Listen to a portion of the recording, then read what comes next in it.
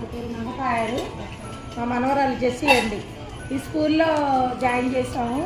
అసలు ఈరోజు పిల్లలందరూ కూడా ఇట్లాగా కూరగాయలే కానీ ఫ్రూట్స్ కానీ మా జెస్సీకి ఏమో లెమన్ జ్యూస్ ఇచ్చారు. చాలా బాగుందండి. ఫస్ట్లోనేమో బేరం లేదు లేదు అని అనుకున్నది, కానీ లాస్ట్లో అసలుకి డ్రింకే లేదు.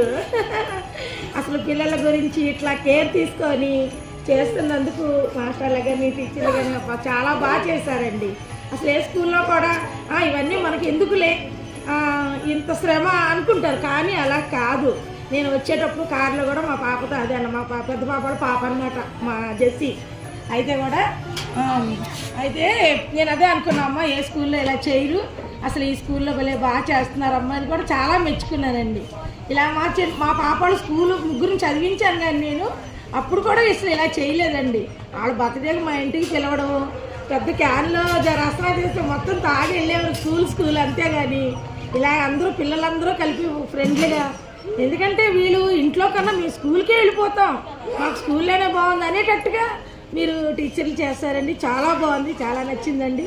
వెరీ వెరీ థ్యాంక్స్ అండి. కంగ్రాచులేషన్. Thank you.